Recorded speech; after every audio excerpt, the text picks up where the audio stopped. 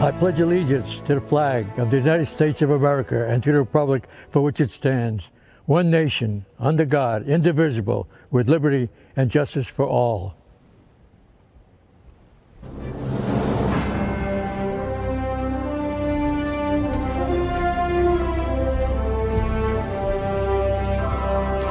Good evening. It is an honor to be with you tonight. My name is Charlie Kirk. I run the largest pro-American student organization in the country, Turning Point USA, fighting for the future of our republic. Speaking to you in my personal capacity tonight as a 26-year-old, I see the angst of young people as well as the challenges facing new parents. I am here tonight to tell you, to warn you, that this election is a decision between preserving America as we know it and eliminating everything that we love. For decades, ruling class leaders in both parties sold out our future to China, to faceless corporations, and to self-serving lobbyists. They did it to preserve their own power and enrich themselves, all while rigging the system to hold down the good, decent middle-class patriots striving to build a family and pursue a decent life. All of this changed dramatically in 2015 when a billionaire named Donald Trump put his own life of luxury on the line. From that moment he came down that famous escalator, he started a movement to reclaim our government from the rotten cartel of insiders that have been destroying our country. We may not have realized it at the time, but Trump is the bodyguard of Western civilization. Trump was elected to protect our families from the vengeful mob that seeks to destroy our way of life, our neighborhoods, schools, churches, and values. President Trump was elected to defend the American way of life. The American way of life means you follow the law, you work hard, you honor God, you raise your kids with strong values, and you work to create a civil society. The American way of life means you speak your mind without retribution, without being kicked off social media by a self-righteous censor in Silicon Valley. It means you can freely practice your religion, and that church is more essential than a casino. And it means that we judge people on their actions, not on their immutable characteristics. The American way of life is being dismantled by a group of bitter, deceitful, vengeful activists who have never built anything in their lives. They have us locking up pastors while releasing violent criminals from prison. We are kicking doctors off of social media, yet promoting Chinese state-funded propaganda on major tech platforms. This election is the most critical since 1860, when a man named Lincoln was elected to preserve the Union from disintegration. This election is not just the most important of our lifetime, it is the most important since the preservation of the Republic in 1865. By re-electing Trump, we will ensure that our kids are raised to love our country and respect its founding fathers, not taught to hate or be ashamed of them. We will build monuments to heroes, not burn down our cities. We will be a country that rises to higher heights, that dreams big, thinks big, and achieves the impossible. A country that values our remarkable journey, the complexities of our past, but clearly communicates to the next generation that we have to be grateful, not angry, that we live in the United States. We will be a country that makes it easier to have many children, live quiet and peaceable lives, and worship your God without a tyrant getting in the way. We will be a country that has its best 100 years ahead.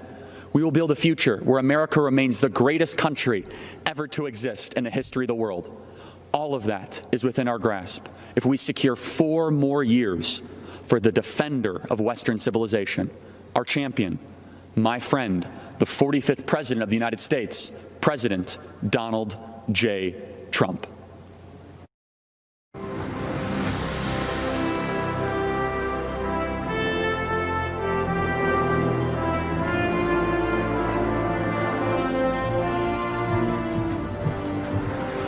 I'm Rebecca Friedrichs, a veteran California public school educator. I'm here to give voice to America's great teachers, because our voices have been silenced for decades by unions who claim to represent us. They do not. When other dedicated teachers and I served within the unions, we spoke up in defense of children, parents, scientific fact, and American values.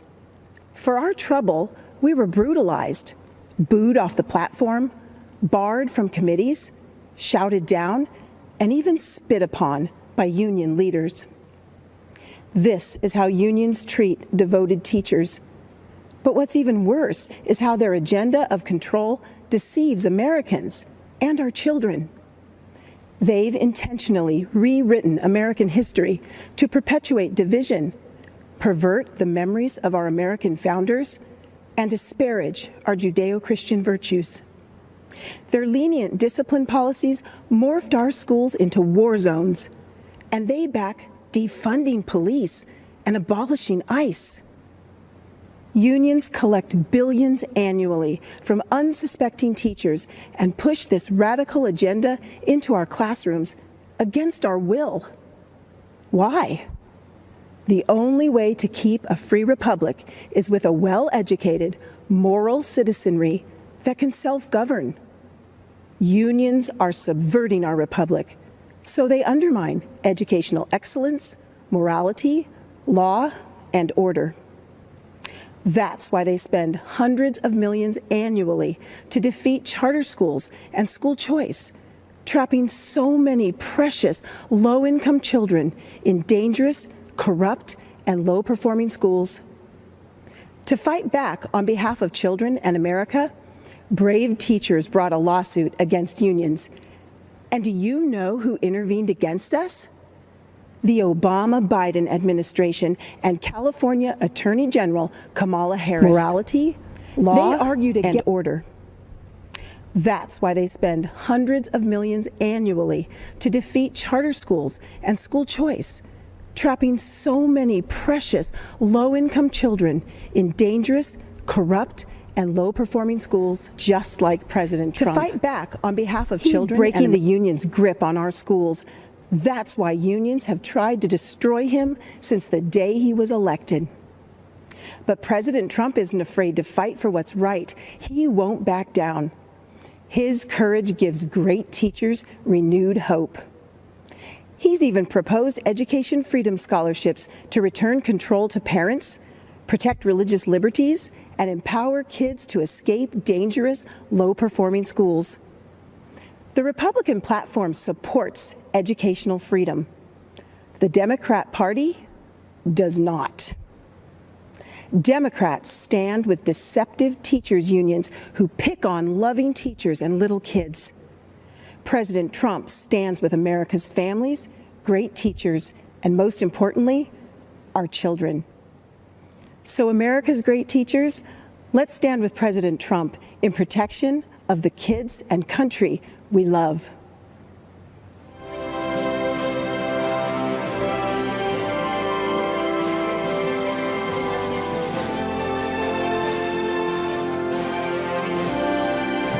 I am so grateful to speak with you today.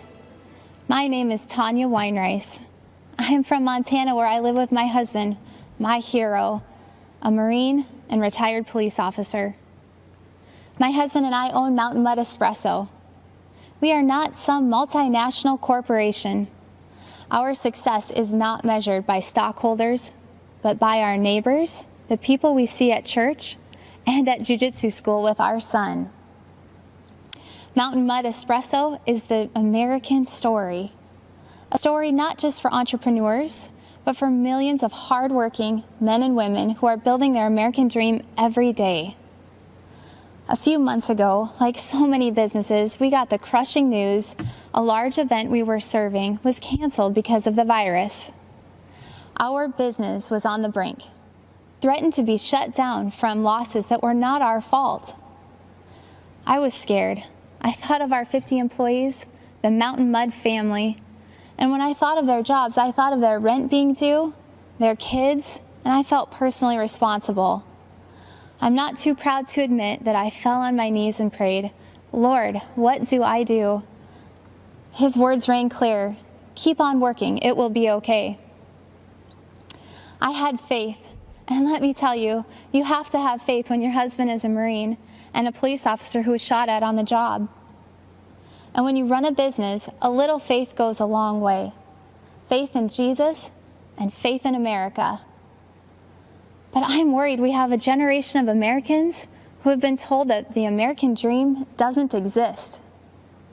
That's a lie. I know because I live that dream. It's why I feel so strongly that we need a president who believes in the American dream like President Donald Trump, now more than ever. I am so thankful that my prayers for help were answered. My company was one of the first to receive a PPP loan, and praise God, it has been a lifesaver. Not only were we able to keep every single employee, but we've been hiring weekly ever since. I feel for local businesses across America who are under assault from shutdowns, from riots, and now facing the terrifying prospect of Joe Biden coming after everything we've built. I am so grateful we have leaders like President Trump standing up for local businesses like mine. Thank you, President Trump. It is exciting to be part of the great American comeback story.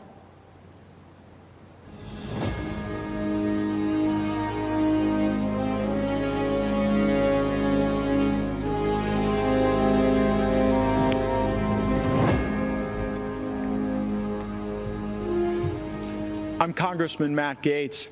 I'm speaking to you from an auditorium emptier than Joe Biden's daily schedule. But we are a nation of full hearts and clear minds. We see the choice clearly: strength or weakness, energy or confusion, success or failure. President Trump is the first president since Reagan not to start a new war. Biden has foolishly cheerled decades of war without winning, without end. President Trump knows we are strongest when we fight hardest, not in distant deserts, but for our fellow Americans. We must fight to save America now, or we may lose her forever. Joe Biden might not even notice. Settle for Biden. That's the hashtag promoted by AOC and the socialists. The Woketopians will settle for Biden because they will make him an extra in a movie written, produced, and directed by others. It's a horror film, really. They'll disarm you, empty the prisons, lock you in your home, and invite MS-13 to live next door. And the police aren't coming when you call. In Democrat-run cities, they're already being defunded, disbanded. Blaming our best and allowing society's worst, that's the story they write in Hollywood. That's if the lights even stay on in California anymore. A state that cannot keep power running for its own people should not send its junior senator to be vice president. They used to write only in fiction, but nightmares are becoming real. Cops killed, children shot. At the Democrat Convention, they say, if you vote against Trump, it will all stop.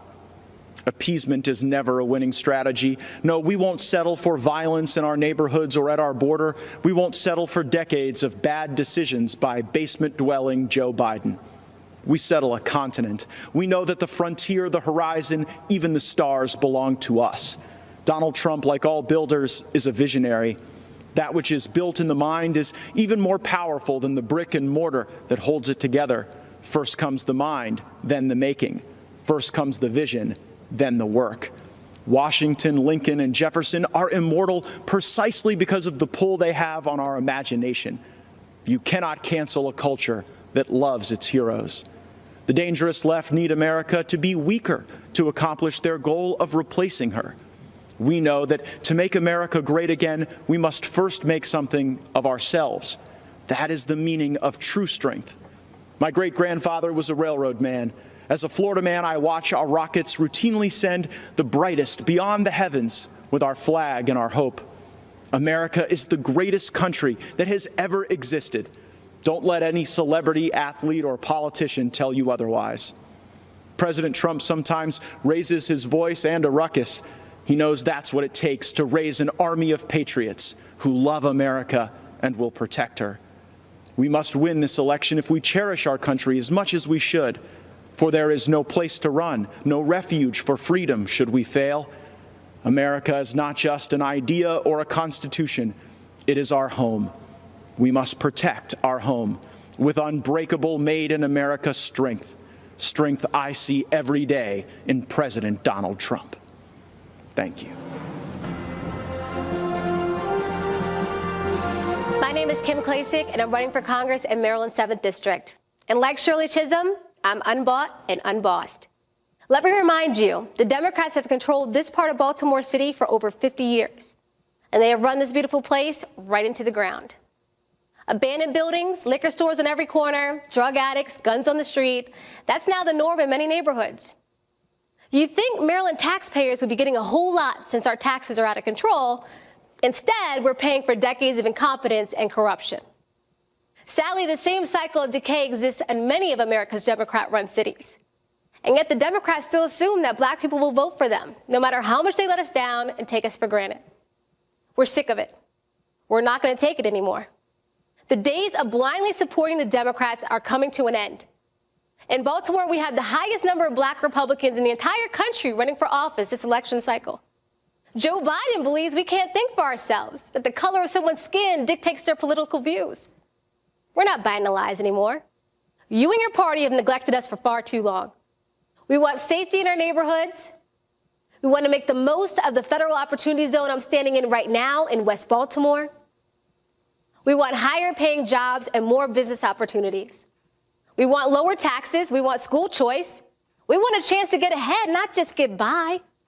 That's what President Trump promised, and that's what President Trump delivered. I want Baltimore to be an example to Republicans around the country that we can compete in our inner cities if we reach out to the citizens and deliver real results. President Trump is bringing this country back roaring. He's bringing the American spirit to life for all Americans. So I'm asking you to help President Trump complete this great American comeback. And then I'm asking you to help me start this great Baltimore comeback. Thank you, and God bless America.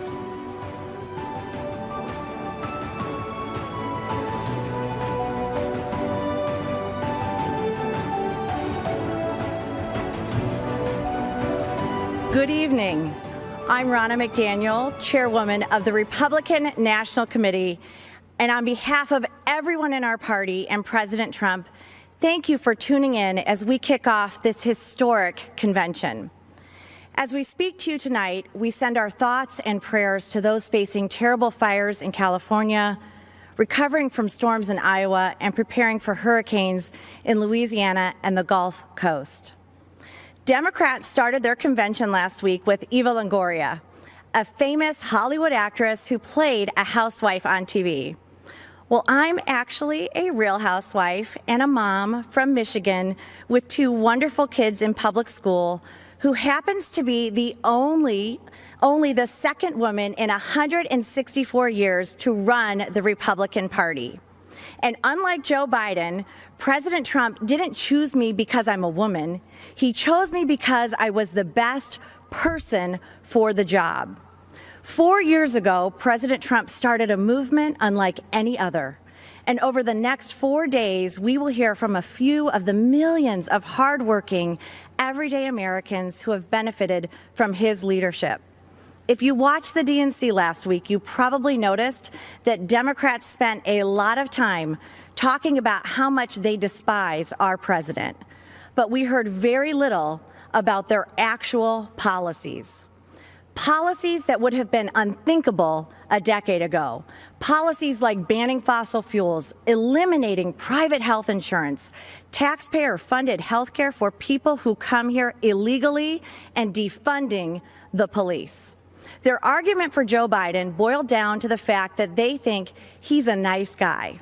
Well, let me tell you, raising taxes on 82% of Americans is not nice. Eliminating 10 million good-paying oil and gas jobs is not nice. Policies that force jobs to flee our country or allow abortion up until the point of birth are not nice. The truth is, there's only one person who has empathized with everyday Americans and actually been fighting for them over the past 4 years, and that is President Donald Trump. In the nearly 4 years I've worked on behalf of President Trump, I've seen up close a man who has a deep love for family, a man who has reverence for the office of the presidency, a man with an incredible respect for law enforcement and our military. I've seen private moments where he comforts Americans in times of pain and sadness. Now, everyone knows he can be tough. He's tough when he takes on China, tough when he works to fix our unfair trade deals, tough when he fights to secure our borders. President Trump is always going to be tough when he is fighting for the American people, because nice guys like Joe cared more about countries like China and Iran than the United States of America. Tonight begins a new chapter in the great American story, a story that has inspired the world for generations. And when we re-elect President Trump this November, the best is yet to come. This election is the most important in our lifetime. Your vote counts more than ever. If you want to check your voting status, secure your ballot, or register to vote, text VOTE to 88022. Earlier today, President Trump and Vice President Pence came to North Carolina to thank our delegates for unanimously renominating them to a second term. Our official roll call and the business of our Republican convention was conducted today in Charlotte. We have created a short video to symbolize the excitement for President Trump across all 50 states and territories. Thank you for watching. God bless you, and God bless the United States of America.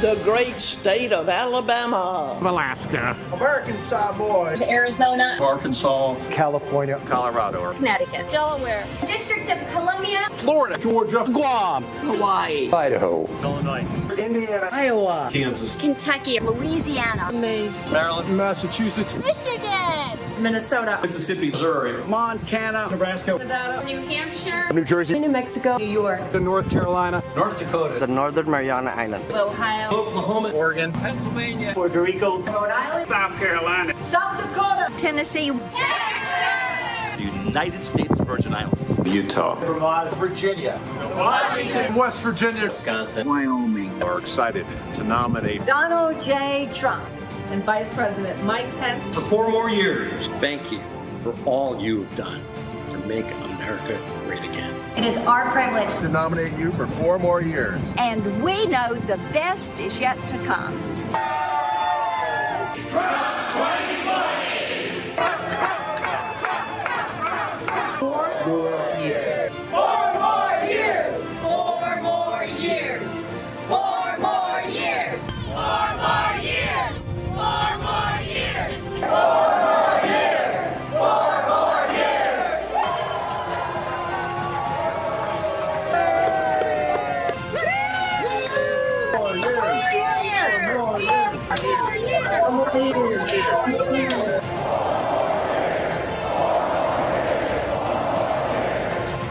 We will make America great again. And ladies and gentlemen of this country, the best is yet to come.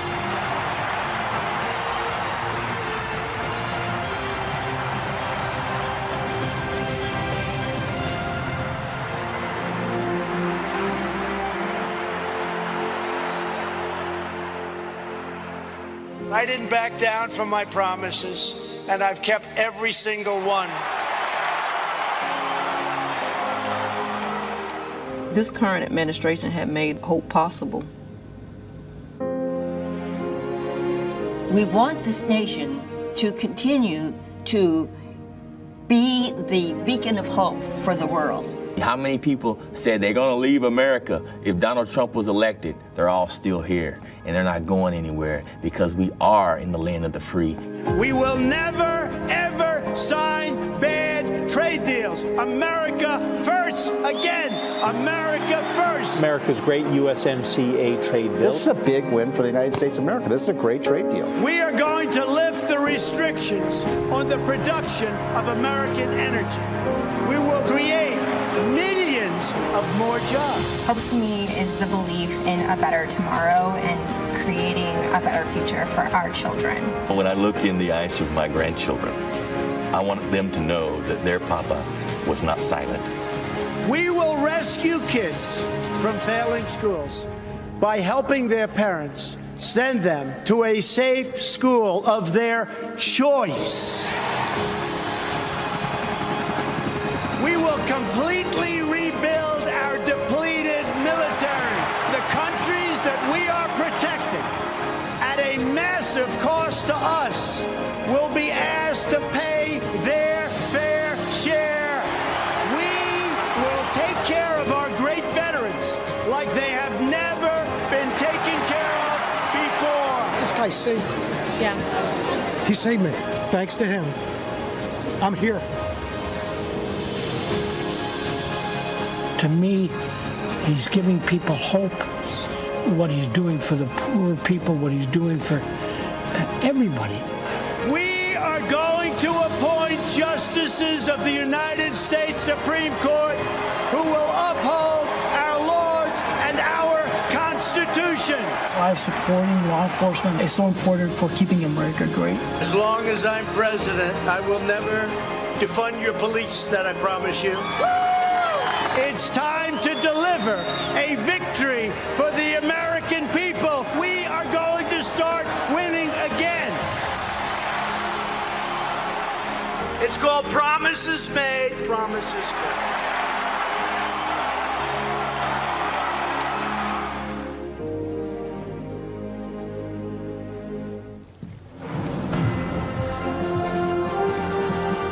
My name is Amy Ford. I've been a registered nurse for 17 years. I'm from the small town of Williamson, West Virginia, where I've lived my entire life, the daughter of a nurse and a coal miner. Even though I was the youngest of 4 children, I was always somewhat of a caretaker. It came natural for me. So it felt right to follow in my mother's footsteps and become a nurse. And this March, when COVID-19 sent our country into crisis, I knew I had to help any way that I could. I deployed to New York in April and then to San Antonio, Texas, working as a COVID relief nurse in both states. As I contended with the challenges of treating our patients who had their worlds turned upside down, I noticed a positive change in our healthcare system. President Trump recognized the threat this virus presented for all Americans early on and made rapid policy changes. And as a result, telehealth services are now accessible to more than 71 million Americans, including 35 million children. Prior to COVID, telehealth was not covered or reimbursed under Medicare, Medicaid, or CHIP. This left our most vulnerable populations with no other choice but to have an in-person office visit with their physicians, increasing their risk of exposure to COVID-19 exponentially. The expansion of telehealth services has also resulted in the integration of video visits between patients and their families, allowing loved ones to have contact and visualization, as well as a better understanding of care. Telehealth has been essential during this pandemic. I don't want the media taking my personal story and twisting it, so let me be clear. As a healthcare professional, I can tell you without hesitation, Donald Trump's quick action and leadership saved thousands of lives during COVID-19. And the benefits of that response extend far beyond coronavirus. Telehealth will continue to aid many that are just unable to find transportation or a way to the doctor for regular checkups. This is especially true in rural America. I live in a town of about 2,000 people. We do not have buses, trains, trolleys, or Ubers available to us. In addition, the unavailability of services can also hinder treatment for many. So increased access to telehealth for millions of Americans has truly been life-saving, and we have President Trump to thank. From the very beginning, Democrats, the media, and the World Health Organization got coronavirus wrong.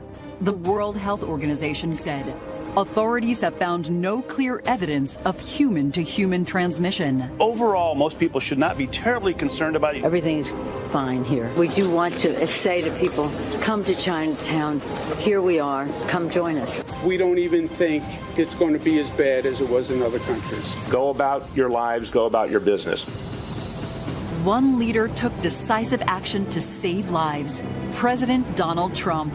Banning travel from China and coronavirus epicenters. Biden charged xenophobia. But President Trump was right, signing the CARES Act, providing immediate relief to American families, workers, and businesses, declaring a national emergency, tapping into $42 billion in existing emergency funding, quickly getting crucial personal protective equipment to the states, signing the Families First Coronavirus Response Act, ensuring that American families and businesses impacted by the virus receive the strong support they need, launching Operation Warp Speed to fast-track a vaccine in record time. He said everything that I could have hoped for. Promise made, promise kept. He is ready, willing, and able to help. He has been responsive. He's done a lot of good things. What the federal government did was a phenomenal accomplishment. In our hour of need, you all literally are helping us in a big way. We were at the edge, and this is life or death stuff, and we're forever thankful for that. Soon, we will emerge safer, stronger, and greater than ever.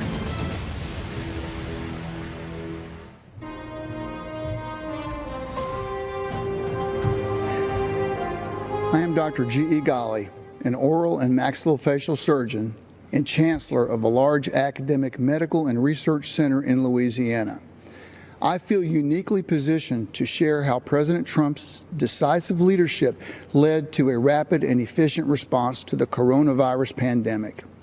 I know this as a health professional and as someone who has recovered from COVID himself. The COVID-19 pandemic exploded into our great nation with an intensity unparalleled in history. But our medical investigation and drug development systems were not designed for a pandemic. The devastating effects of the coronavirus demanded immediate changes at the regulatory level.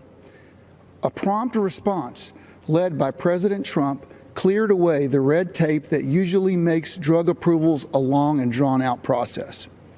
By harnessing the resources of the federal government and the private sector, President Trump's Operation Warp Speed is accelerating the testing, supply, development, and distribution of therapeutics, diagnostics, and very shortly, effective vaccines to counter COVID-19. Let me give you 3 clear examples of how President Trump's leadership removed regulatory barriers so COVID patients could have faster access to effective therapies and diagnostics. First, on February 26, 2 phase 3 clinical trials studying remdesivir were initiated.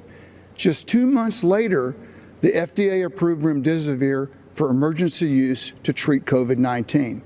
Normally, this is a 3 to 5 year process. The amazing speed with which this happened in a safe but efficient manner is unheard of. Second, the FDA granted expanded access to COVID-19 convalescent plasma. Within 24 hours of this approval, we were administering convalescent plasma and remdesivir to a critically ill patient, a former Army Ranger and physician. Had it not been for the rapid deployment of these medicines, this patient, who is my colleague and friend, would have surely died. And third, at the end of July, I developed a fever and cough. I reached out to our testing team and received one of the Abbott rapid tests, yet another tool quickly approved by this administration. Within 15 minutes, my test came back positive, and within 4 hours, I was receiving my remdesivir doses, followed by an infusion of convalescent plasma. As a physician, I've seen firsthand how these breakthroughs have saved countless lives. As a patient, I've benefited from the expedited therapies made possible by the swift action of this administration. President Trump truly moved mountains to save lives, and he deserves credit. Thank you, President Trump, for providing timely access to critical diagnostics and therapeutics during this pandemic. Thank you, Mr. President, for your strong leadership in these challenging times.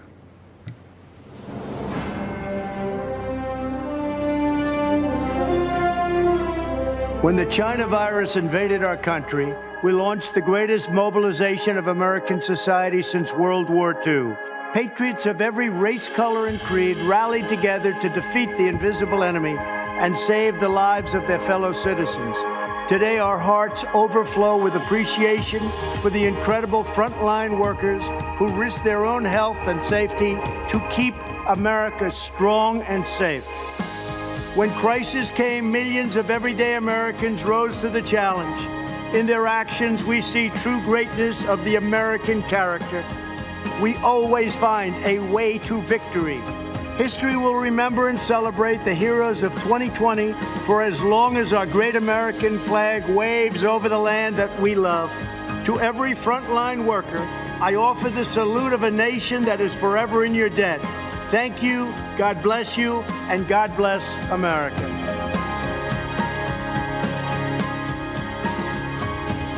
These are my friends. These are the incredible workers that helped us so much with the COVID. We can call it many different things, from China virus. I don't want to go through all the names because some people may get insulted, but that's the way it is. These are great, great people, doctors, nurses, firemen, policemen. We want to thank you all. You have been incredible, and we want to thank you and all of the millions of people that you represent. Thank you all very much. Great job. Thank you. Thank you all very much. So tell me a little about your stories. How about we'll start with you? I'm a postal worker.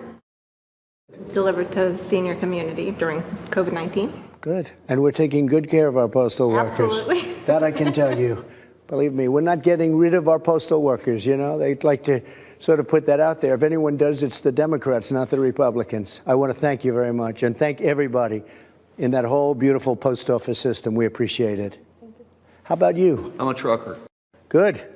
I own a small business in Ohio. Great. Hauling steel mostly. You know, some of our customers actually made hospital beds with some of the material. That's fantastic. Well, congratulations. I love the truckers. You know, they're on my side. Thank you, Mr. I think all of them, frankly. I think pretty much all of them. How about you? I'm a custodian at the post office as well. What do you do exactly? Clean up everybody's mess and everybody's germs and all that. Can I tell you, that world, that profession will never be out of business. You know that, right? Sure. Thank you very much for being here. Thank you. Thank you. And how about you? I'm a registered nurse, President Trump. I work at a New Jersey hospital. It's called Virtual Willingboro Hospital. Right. I also represent an organization of professional nurses. It's called the National Association of Catholic Nurses. Very good. But I want to tell you, sir, as a nursing supervisor, I am so in awe of your leadership. Honestly, I know many people have said often interesting things, but it takes a true leader to be able to ignore all that stuff and do what is right and not be offended by all the words being said. Yeah. And you really do show that positive spirit to us. And as nurses, I appreciate that. But just as an individual, I'm grateful for that. Well, I'm for the nurses. I'm for the doctors. I'm for everybody. We just have to make this China virus go away, and it's happening. Please, go ahead. I'm also a nurse. I represent Genesis Healthcare, which is a skilled nursing facility company. I want to thank you and your administration for all the supplies and support and funding that you've given the skilled nursing units. Without that, we couldn't do as well as we have done. I spent some time in New Jersey. I live in West Virginia, went to New Jersey and did some work there, and we finally started to see things change and turn around. I appreciate what you said, because we have delivered billions of dollars of equipment that governors were supposed to give, and in many cases, they didn't get. So the federal government had to help them, and all of the people that did this incredible work, they never got credit for it. But you understand where it came from. Thank you very much. Thank you both. It's really nice. Please, go ahead. I'm a police officer in Englewood, Colorado, and I contracted COVID in late March and recovered. That means we don't have to be afraid of you at all, right? I'm good to go. Once you're recovered, you know, we have the whole thing with plasma happening. That means your blood is very valuable. You know that, right? Thank you very much. Great. Please. I'm a detention deputy at the Kern County Sheriff's Department out in California. Great. And I also contracted COVID end of March and recovered from that also. How long was your problem? I was sick about 10 days, really bad. I got everything besides a cough, but recovered. I was off work for a month and a half, and I work in our local county jails. Did they do anything specifically to help you recover? They gave me Z-Paks medication, cough syrup. Okay, and I won't even ask you about the hydroxychloroquine because it's a shame what they've done to that one, but I took it. I took the Z-Pak also, and zinc. I want to thank you all very much. It's an honor to have you in the White House. You're fantastic people, and the people you represent an incredible group of people, and we love you all. Thank you very much. Thank you very much. Appreciate it. Good evening. I'm Congressman Jim Jordan, representing the 4th District of Ohio. The Republican Party is the pro-America party. President Trump is the pro-America candidate.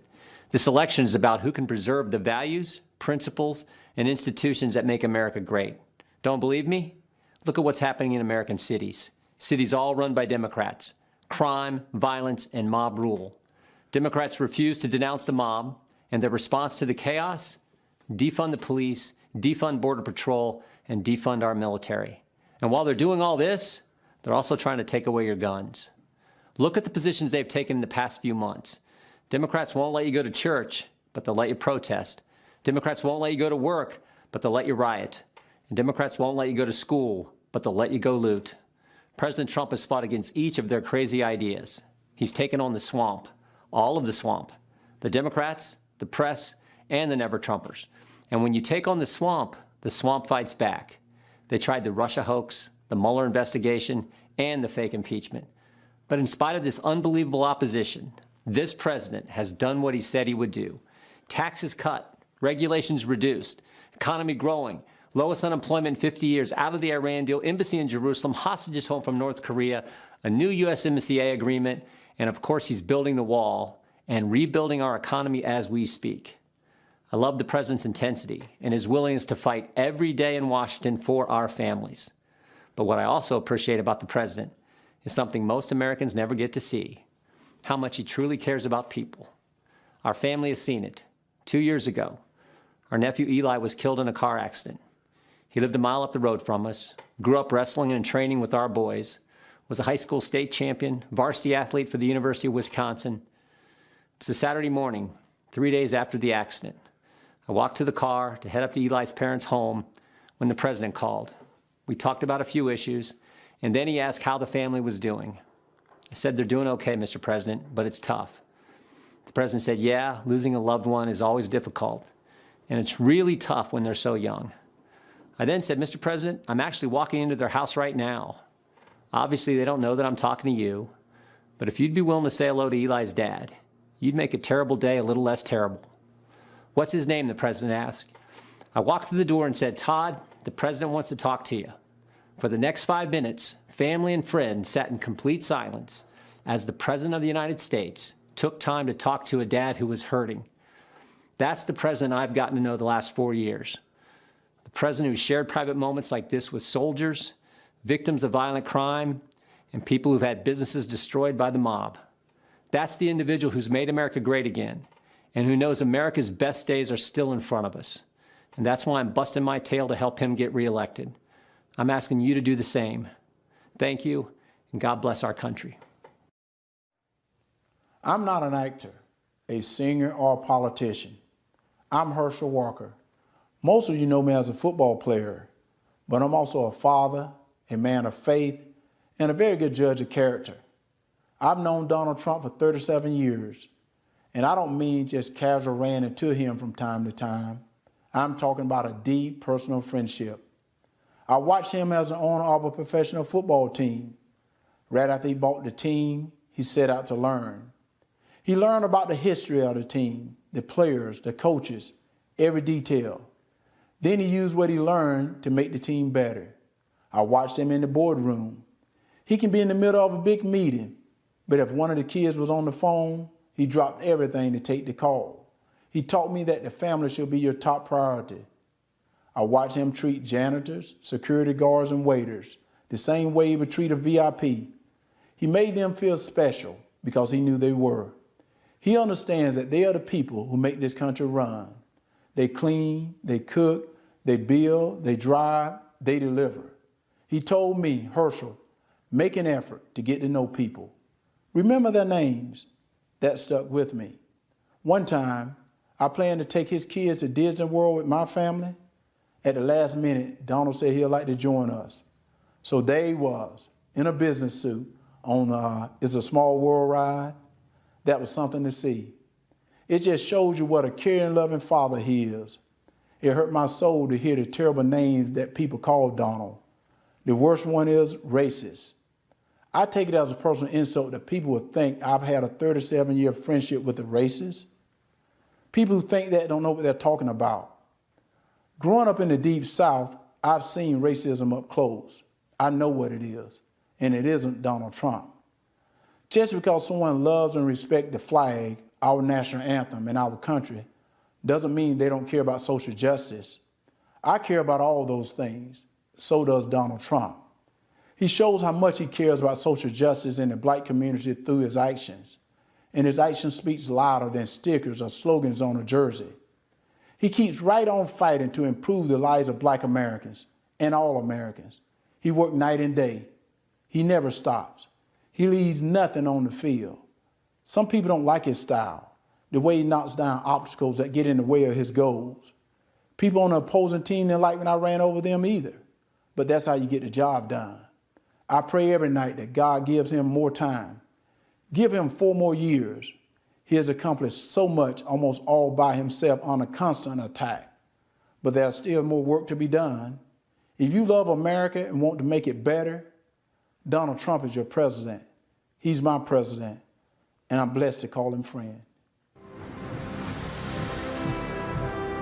Good evening. I'm Natalie Harp, a formerly forgotten American from California. In the classic Jimmy Stewart film, It's a Wonderful Life, George Bailey is given a great gift, the chance to see what the world would be like without him. Tonight, Mr. President, we'd like to give you that same gift, because without you, we'd all be living in Pottersville, sold out to a crooked Mr., or I should say, a crooked Mrs. Potter, with no hope of escape except death itself. I should know, because I wouldn't be alive today if it wasn't for you. About 5 years ago, I was the victim of a notoriously deadly medical error. I survived, but only to be diagnosed with a rare and terminal bone cancer. You know, the Democrats love to talk about health care being a human right. But a right to what? Well, I'll tell you. To them, it's a right to marijuana, opioids, and the right to die with dignity, a politically correct way of saying assisted suicide. I was told I was a burden to my family and to my country, and that by choosing to die early, I'd actually be saving the lives of others by preserving resources for them, rather than wasting them on a lost cause like myself. And when I failed the chemotherapies that were on the market, no one wanted me in their clinical trials. I'd make them look bad. They didn't give me the right to try experimental treatments, Mr. President. You did. And without you, I'd have died waiting for them to be approved. Now with the coronavirus, everyone knows what that feels like to be waiting for a cure. But we've only been waiting a few months. Just imagine what 2020 would have looked like, fighting for your life, without Donald Trump fighting for it too. In January, there would have been no China travel ban. Millions would have died. Millions more would have been infected, for there'd be no record levels of testing, no right to try treatments, no fast track for a vaccine, nor Operation Warp Speed ready to deliver it. And without Donald Trump as our patient advocate for the past 4 years, well, the opioid epidemic would have stolen even more lives from even more families. Kidney patients would have no future except dying on wait lists, for there'd be no initiative to increase donations. There'd still be no accountability at the VA, and our brave veterans would still be suffering long wait times with no choice nor access to faster care. Insulin and other drug prices would have continued to rise, while a record number of generic drugs would still be stuck in the pipeline. There'd be no price transparency.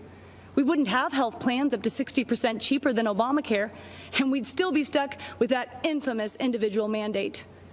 And God forbid what the next 4 years would look like. For in Joe Biden's America, China would control our drug production. We'd be one step closer to government-run health care. We wouldn't just be unable to keep our doctors, we'd be lucky if we could see any doctor. And even then, some of us would be denied care, For in socialized medicine, you don't beat the odds, you become the odds.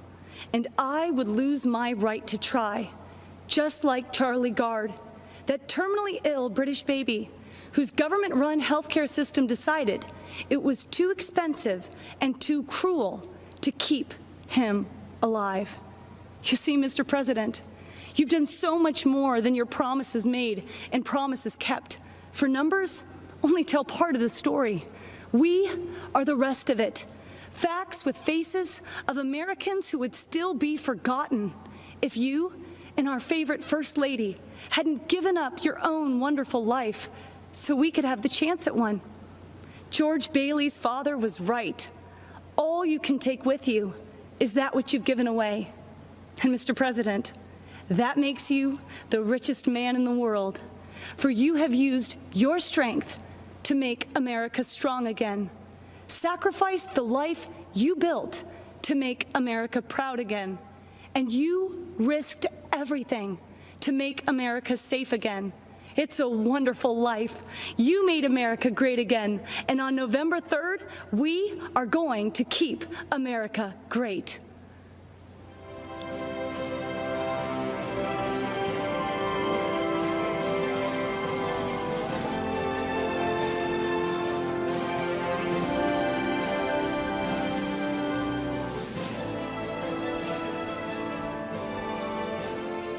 Hello, America. My name is Vernon Jones, and I'm a state representative from the great state of Georgia. As you can see, I'm a man of color, and I'm a lifelong Democrat, too. You may be wondering, why is a lifelong Democrat speaking at the Republican National Convention? And that's a fair question, and here's your answer. The Democratic Party does not want black people to leave their mental plantation. We've been forced to be there for decades and generations. But I have news for Joe Biden. We are free. We are free people with free minds. And I'm part of a large and growing segment of the black community who are independent thinkers, and we believe that Donald Trump is the president that America needs to lead us forward. This is no time for sleeping in the basement. Joe Biden has had 47 years to produce results, but he's been all talk and no action, just like so many of the Democrats who've been making promises to the black voters for decades. We've been their captive audience. When President Trump sought to earn the black vote, the Democratic Party leaders went crazy. Nancy Pelosi and Chuck Schumer literally started wearing kente cloths around the U.S. Capitol, as if pandering were enough to keep us satisfied. Let me tell you why I'm supporting our president. I grew up in the South, in Laurel Hill, North Carolina, Scotland County, the Green Pond community to be exact. My parents, Robin and Rufus Jones, built with their own hands a 4-room cinder block home with no indoor plumbing. They had very limited education, but they instilled in us a strong work ethic that drove me from those tobacco fields of North Carolina to those hallowed halls of the Georgia General Assembly. My parents taught me if I believed in God, worked hard, and treated every person fairly, there was no limit to what we could achieve. I attended North Carolina Central University, an historical black college. For generations, HBCUs have been the incubators that develop black scholars in math and science and religion, engineering, and politics. They have been important springboards for the black success. But Democrats haven't treated them that way. When President Trump took office, he changed everything. He delivered historic funding to HBCUs, and he guaranteed it for 10 years, something that's never happened in the history of this country. That gave our HBCUs stability, the chance to grow, and produce the next generation of black leaders. That's right, Donald Trump did that. He's also supported school choice to ensure that no child, no matter their race or zip code, is left behind. Every child should have access to a quality education. But education is just the beginning. The president also built the most inclusive economy ever, with record low unemployment for African Americans and record high participation in the workforce. He put opportunity zones in the Trump tax bill that would drive investment into our communities for decades to come. He put the interests of American workers, and especially black workers, first.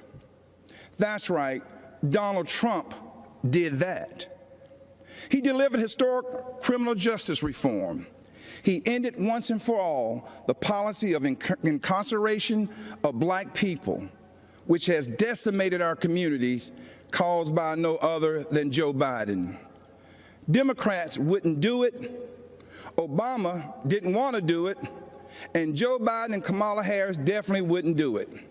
But Donald Trump did it. He's also working every day to make our communities safer. As a former executive of DeKalb County, Georgia, I directed one of the largest public safety departments in the Southeast.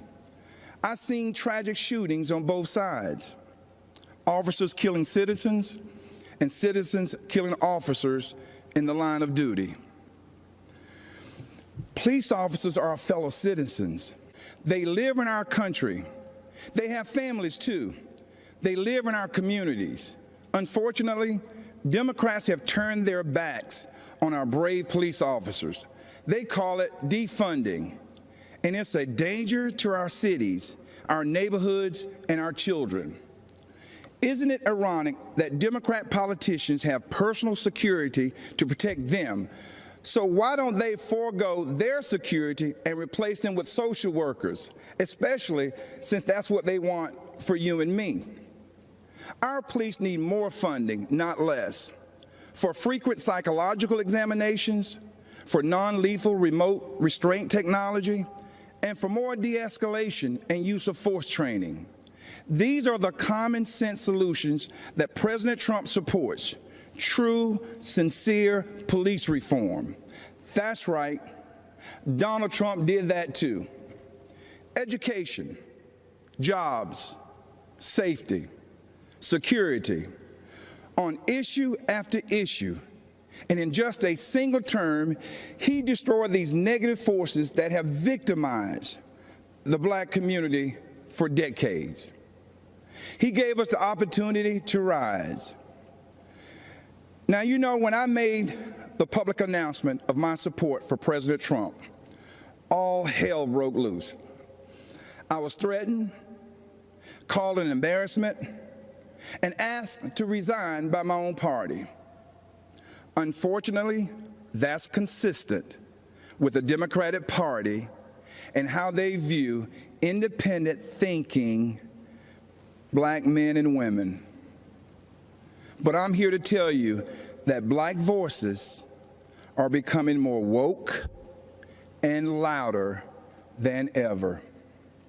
The Democratic Party has become infected with a pandemic of intolerance, bigotry, socialism, anti-law enforcement bias, and a dangerous tolerance for people who attack others, destroy their property, and terrorize our own communities.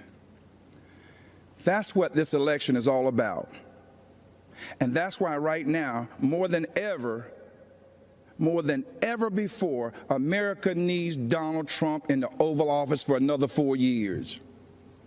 God bless you, and vote Donald J. Trump. Thank you.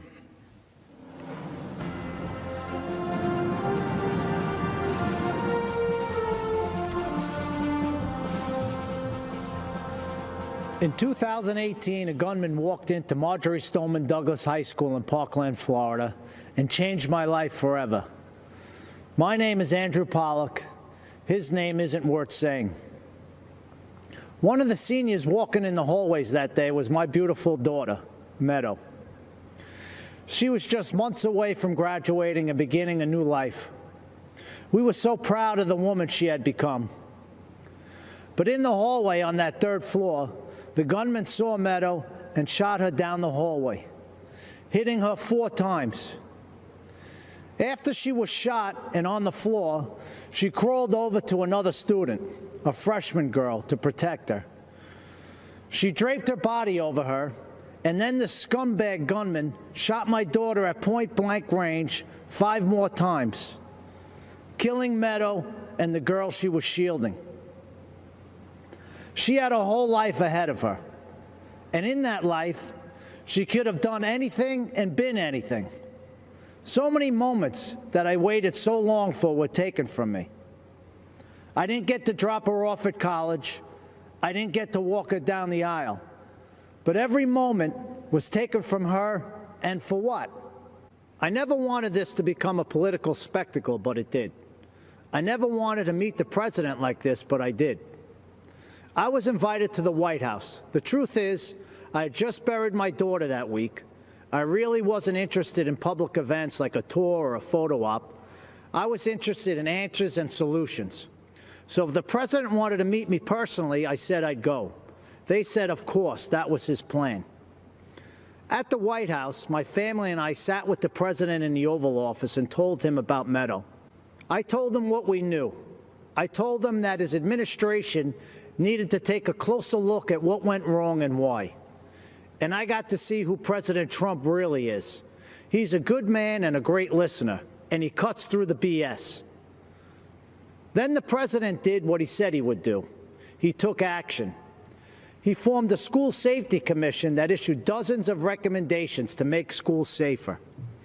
But I'll bet you never heard about that. Instead, the media turned my daughter's murder into a coordinated attack on President Trump, Republicans, and our Second Amendment. In fact, when President Trump asked me and other parents of children that were murdered in school shootings to join him as he announced the commission's findings, the media's first question wasn't about protecting kids. Shockingly, they asked about the government shutdown. President Trump turned to me appalled and said, "Andy, can you believe these people? We're trying to talk about school safety, and this is what they do." But I could believe it. After my daughter's murder, the media didn't seem interested in the facts, so I found them myself. I learned that gun control laws didn't fail my daughter. People did. The gunman had threatened to kill his classmates before. He had threatened to rape them. He had threatened to shoot up the school.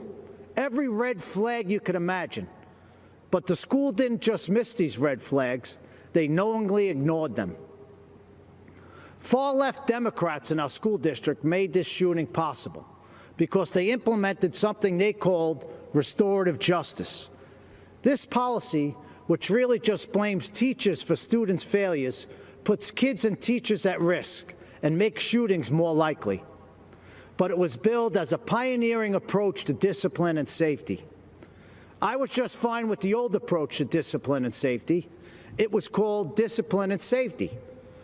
But the Obama-Biden administration took Parkland's bad policies and forced them into schools across America. When President Trump rescinded Obama's guidance on restorative justice policies, he put an end to that. And that meant the world to me. It's hard to tell how much Mr. Biden understands about what happened at Parkland. Mr. Biden has campaigned on bringing back restorative justice as part of his unity platform with Bernie Sanders and has pledged to implement it in school districts across America. But he doesn't even seem to know when the shooting happened. He said that he was vice president when it happened, but he wasn't. Mr. Biden may not know when my daughter was murdered, but I do. February 14, 2018. Mr. Biden may not know that these policies make shootings more likely, but I do. Mr. Biden may not know who was vice president that day, but I do. It wasn't Joe Biden. It was Mike Pence. Thank God. And I know who the president was, too. It wasn't Barack Obama. It was President Donald J. Trump, and he took action. I truly believe the safety of our kids depends on whether this man is reelected. I hope you'll join me in helping to make that happen. Mr. President, myself and millions of Americans appreciate you and love you. God bless America, and God bless our President, Donald J. Trump. Thank you. A Curfew now in effect for the city of St. Louis. Protests in St. Louis turned violent.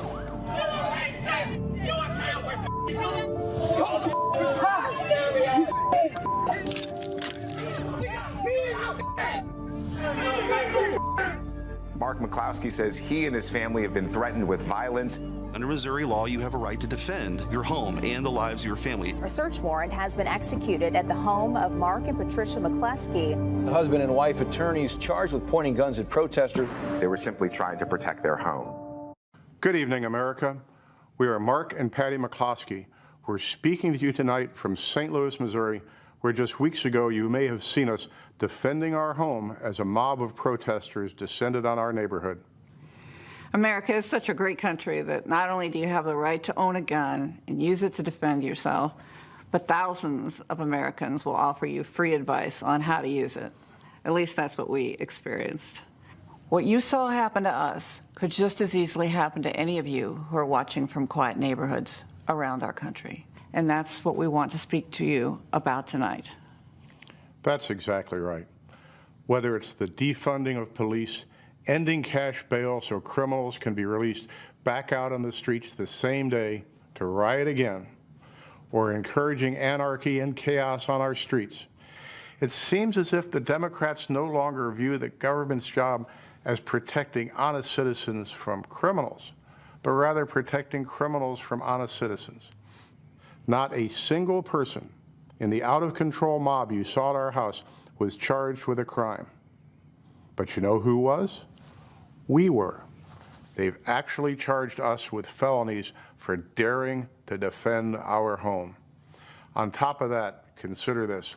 The Marxist liberal activist leading the mob to our neighborhood stood outside our home with a bullhorn screaming, "You can't stop the revolution." Just weeks later, that same Marxist activist won the Democrat nomination to hold a seat in the U.S. House of Representatives. In the city of St. Louis, that's the same as winning the general election. That Marxist revolutionary is now going to be the Congresswoman from the 1st District of Missouri. These radicals are not content with marching in the streets. They want to walk the halls of Congress. They want to take over. They want power. This is Joe Biden's party. These are the people who will be in charge of your future and the future of your children. They're not satisfied with spreading the chaos and violence into our communities.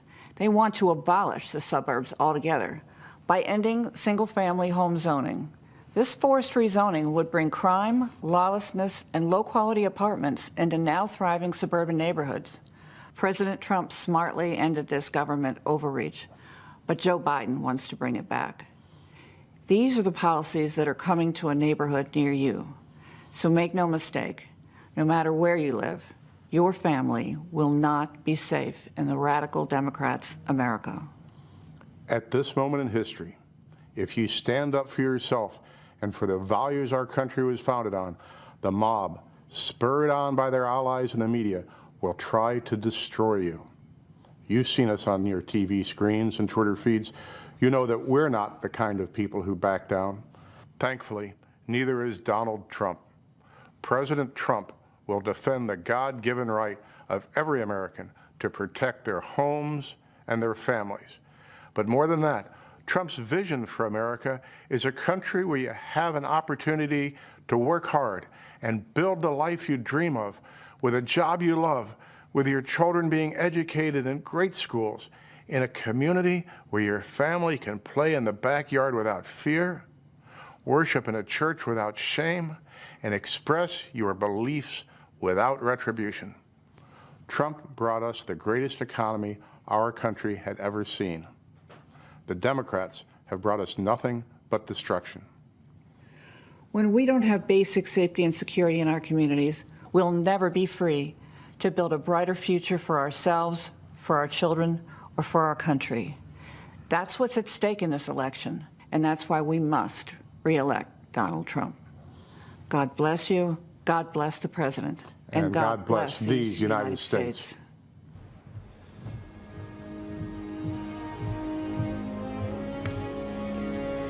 Good evening, America. I'm Kimberly Guilfoyle. I speak to you tonight as a mother, a former prosecutor, a Latina, and a proud American. And yes, a proud supporter of President Donald J. Trump. Why? Because he is the president who delivers for America. He built the greatest economy the world has ever known for the strivers, the working class and middle class. As commander-in-chief, he always puts America first. President Trump is the law and order president. Now, presidential leadership is not guaranteed. It is a choice. Biden, Harris, and the rest of the socialists will fundamentally change this nation. They want open borders, closed schools, dangerous amnesty, and will selfishly send your jobs back to China while they get rich. They will defund, dismantle, and destroy America's law enforcement. When you are in trouble and need police, don't count on the Democrats. As a first-generation American, I know how dangerous their socialist agenda is.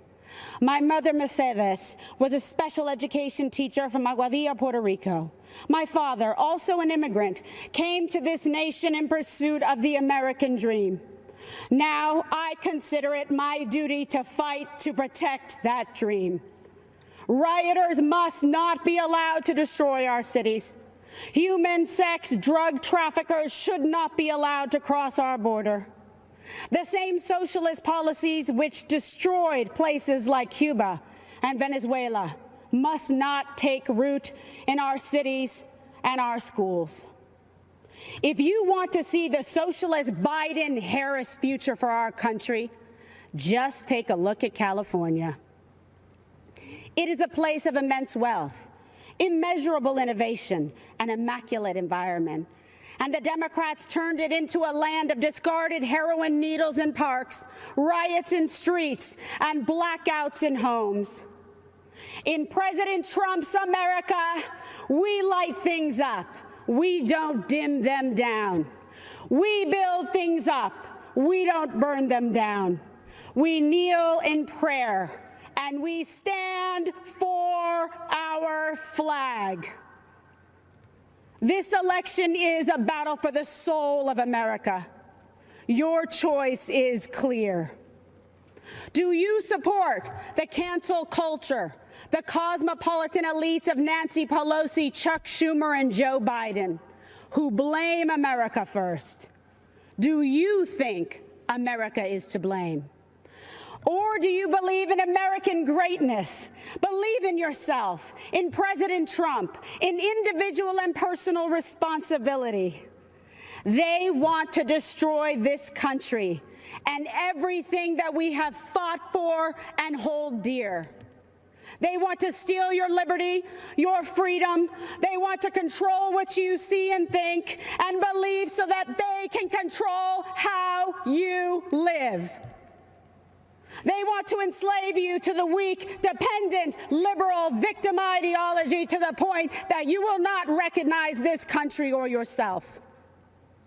From the beginning, when President Trump spoke about making America great again, he was speaking about that shining city on a hill and restoring the beacon of light that once shined so bright. His promise was to put America first, and he has. When President Trump cut middle-class taxes, putting tens of thousands of dollars back in the pockets of working-class Americans, that beacon began to flicker once again. When President Trump commanded the defeat of ISIS, took out al-Baghdadi and Soleimani, and paved the way for peace in the Middle East, that beacon started to glow. When he negotiated historic trade deals with Canada, Mexico, Japan, and China, bringing back thousands of manufacturing jobs to America, that beacon shined bright once again for the world to see. America, it's all on the line. President Trump believes in you. He emancipates and lifts you up to live your American dream. You are capable. You are qualified, you are powerful, and you have the ability to choose your life and determine your destiny. Don't let the Democrats take you for granted. Don't let them step on you. Don't let them destroy your families, your lives, and your future. Don't let them kill future generations because they told you and brainwashed you and fed you lies that you weren't good enough. Like my parents, you can achieve your American dream. You can be that shining example to the world. Manifest and be the change in this country that you dream, that you hope, that you believe in. Stand for an American president who is fearless, who believes in you, and who loves this country and will fight for her. President Trump is the leader who will rebuild the promise of America and ensure that every citizen can realize their American dream. Ladies and gentlemen, leaders and fighters for freedom and liberty and the American dream, the best is yet to come.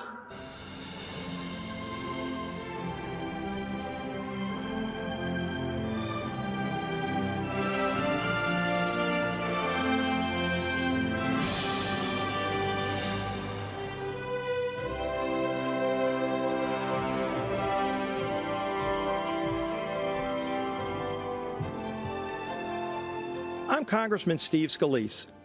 We're facing some tough challenges in America. This isn't the first time we've been here. I've worked closely with Donald Trump over the last few years, and if there's one constant theme to how he approaches problems, it's how much he cares about the hardworking people that Washington left behind. I've seen this firsthand. After I was shot on a baseball field by a leftist gunman, first responders rushed me to a hospital where I battled for my life. That same night, Donald Trump came to the hospital along with First Lady Melania Trump. They consoled my wife, Jennifer. They were there for my family in my darkest hours. Donald Trump would call to check on me throughout the following weeks, just to see how I was doing. That's the kind of person he is. That's the side of Donald Trump that the media will never show you. Look, there's a lot at stake.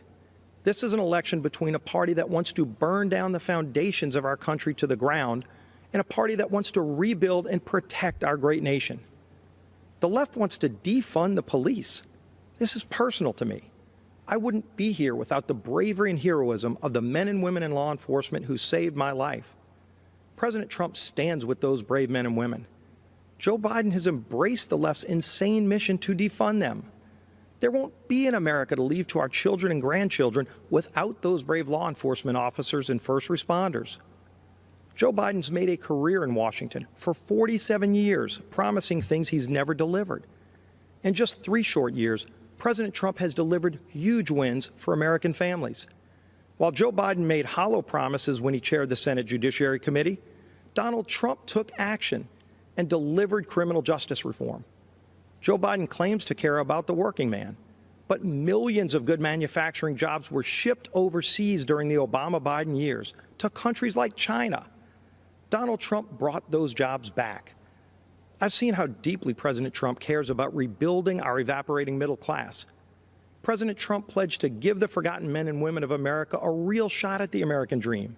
And again, he delivered.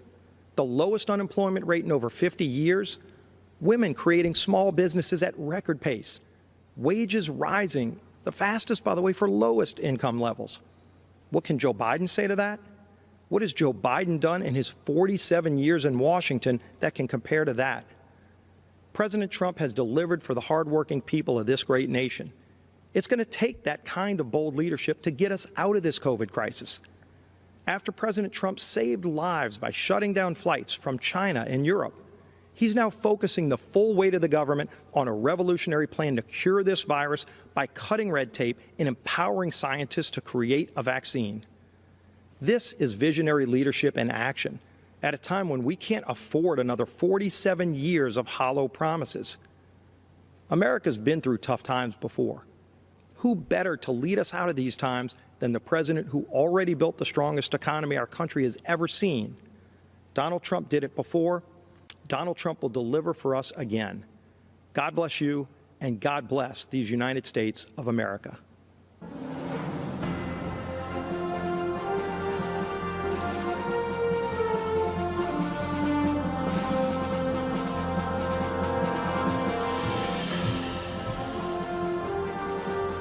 I'm Sean Parnell, and it is an honor to be here. In 2006, the Army sent me to Afghanistan as a young platoon leader, placed in command of Americans from every corner of our planet. Our platoon reflected the diversity of our nation, every race, creed, and religion. Despite those differences, we were bound together as brothers from the same American family. On June 10, 2006, our platoon was attacked just after dawn. Outnumbered 10-1, we endured mortar and machine gun fire as hundreds of Taliban charged us from three sides. We had 24 men that day. Wave after wave of Taliban advanced up the hill. I was wounded 3 times in the fighting. Nearly all of my platoon was wounded within the first minute, but the enemy kept coming. We fought to our last rounds of ammunition, and when it was over, we held the hill. In the face of death, I saw ordinary Americans become heroes. In our darkest hour, when our survival depended on each other, my men and I learned an important lesson. We all bleed red. Our differences did not define us. United, we were unbeatable. After 485 days of combat, I came home eager to enjoy the freedoms I risked my life to defend. But I watched with alarm as the party of my grandfather, a lifelong Union Democrat, turned against the very people it professed to represent. I watched as Joe Biden spit venom at an auto worker who dared to question Joe's intent to dismantle the Second Amendment and take your guns. Where Democrats once stood for hard-working, law-abiding Americans who displayed our flag with pride, this new Democrat Party considers these people uneducated racists clinging to guns and Bibles. The party of Harry Truman became the party of hedge fund managers, Hollywood celebrities, tech moguls, and university professors, all bloated with contempt for middle America. I look across the aisle and I do not see a party that wants you to pursue your dreams. I see a Democrat Party that wants to dictate what those dreams are. I don't see a party that wants you to be free. I see a party that wants to chain you to conformity and will destroy anyone they deem a heretic.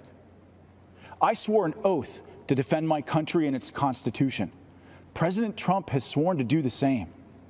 That's why he's advanced freedom, despite savage political attacks, to overcome the agenda of the radical left.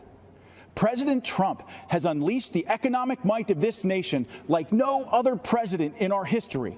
He triggered the rising tide of working families, brought us energy independence, reclaimed jobs from overseas that, Democrats said would never return. He has fiercely defended the besieged First and Second Amendments. That is just a start. With 4 more years, imagine what we can achieve by simply working with our president. I believe in our president's vision for the future.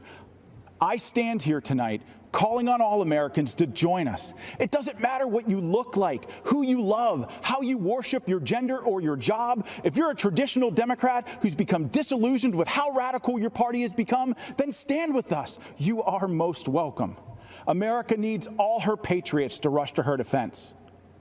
My fellow Americans, I promise you this. In our tent, you are free. Free to speak the truth, choose your journey, define your life. You have the power to go as far as you aim, then aim higher and keep going, because that is what Americans do. We are idealists and dreamers, lovers of adventure. We're rugged and independent. We don't make excuses. We make the impossible a reality. Think about it.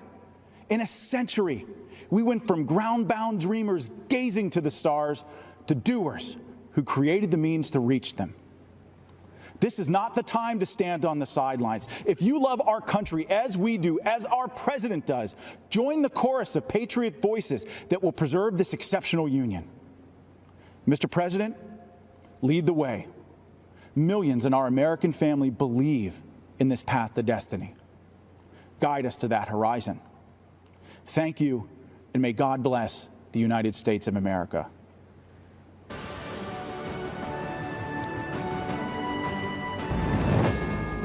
We come together to imagine a future determined by the shining light of our hopes and values and faith. A country where we are judged by our character with dignity and respect for all.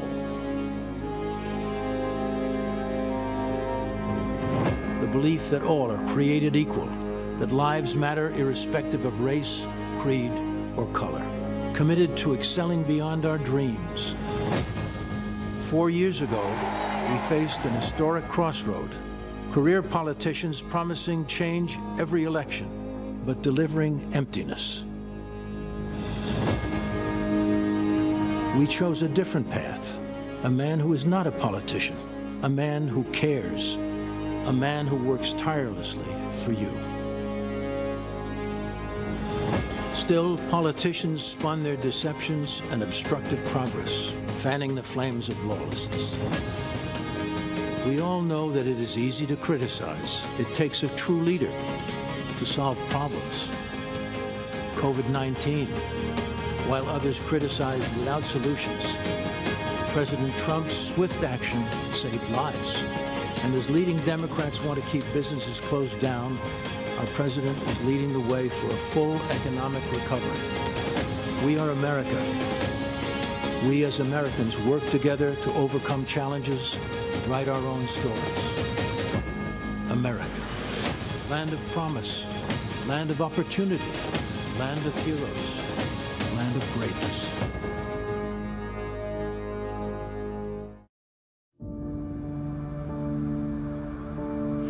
I thought I had been forgotten. I nearly gave up hope. I was so afraid. I believed I would die here.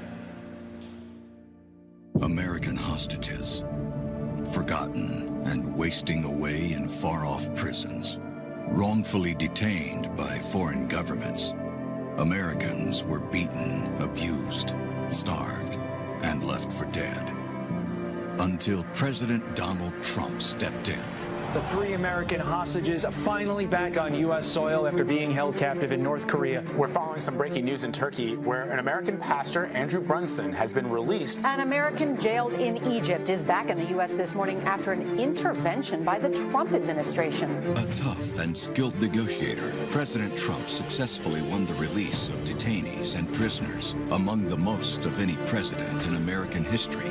While families waited in despair for news of their loved ones, President Trump provided a new spark of hope by bringing our hostages home. We have Danny Burch back home, where he should be. He was in Yemen in a very horrible situation. Yesterday, the United States government secured the release of Caitlin Coleman, Joshua Boyle, and their 3 children. Today, we are bringing home another American citizen. We just had news that Turkey released a prisoner that we were trying to get to the United States.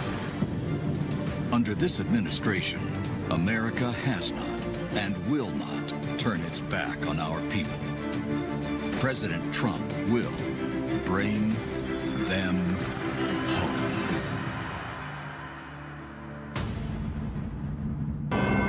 Diplomacy, negotiation skills, perseverance, faith. The ingredients of hope when there is no hope. No American should ever be left behind.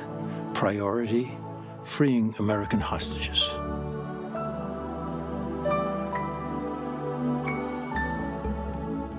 We have 6 incredible people who were held hostage by various countries, and I'm very pleased to let everybody know that we brought back over 50 hostages from 22 different countries. We worked very hard on it, Ambassador O'Brien and others, and I will tell you, we're very proud of the job we did. But I'd like to ask maybe Pastor Brunson to say a few words, so we can go through and just give us a little history of what happened and how is life treating you. I was held in Turkey for 2 years, and you took unprecedented steps, actually, to secure my release, and your administration really fought for me. And I think if you hadn't done that, I may still be in Turkey. So I'm very grateful. 28 years, right? They had you there they had you scheduled for a long time, Andrew. Yes. We had to get you back. And I have to say that, to me, President Erdogan was very good. And I know they had you scheduled for a long time, and you were a very innocent person. And he ultimately, after we had a few conversations, he agreed. So we appreciate that, and we appreciate the people of Turkey, and you still appreciate the people of Turkey, I understand, right? We love the Turkish people. We still That's do. great. It's great to have you back, Andrew. Thank you. Please. Mr. President, thank you for having me. Thank My you. name is Sam Goodwin. I'm from St. Louis, Missouri. I was held in Syria for 63 days, and I think I speak for my fellow former hostages and detainees here when I say I'm as grateful as I've ever been for anything to be home safely. And thank you for the invitation and opportunity to be here. Particularly, Ambassador O'Brien was incredibly supportive and helpful to my family, and we can't say enough nice things about him. Thank you for promoting him. Good. And just really happy to be here, so thank you. We got you back. You got me back, yeah. We got you all back, and we have some more that we're working on right now to get back that we better do. Please, go ahead. My name is Michael White, Mr. President. I do, once again, it's an honor to be here, honor to meet you in person.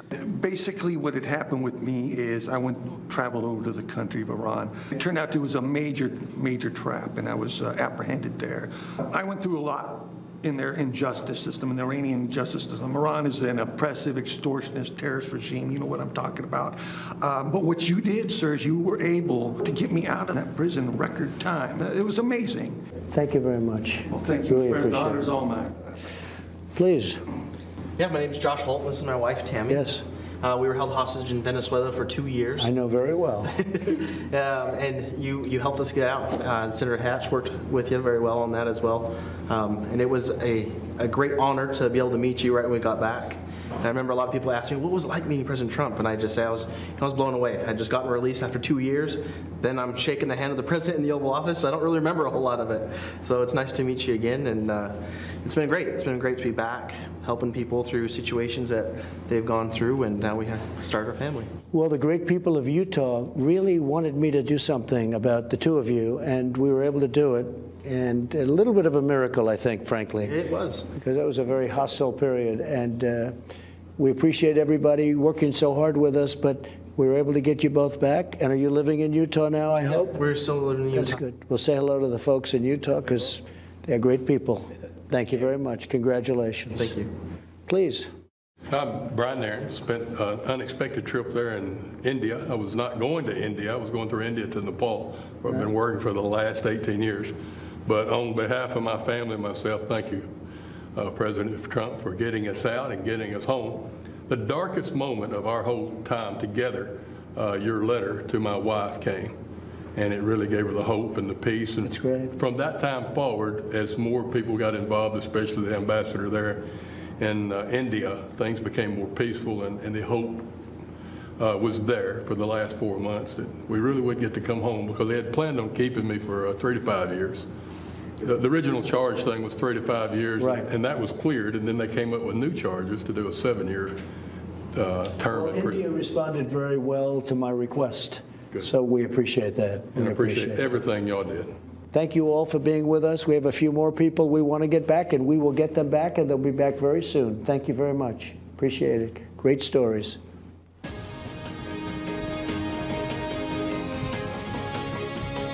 Hello, my name is Maximo Alvarez.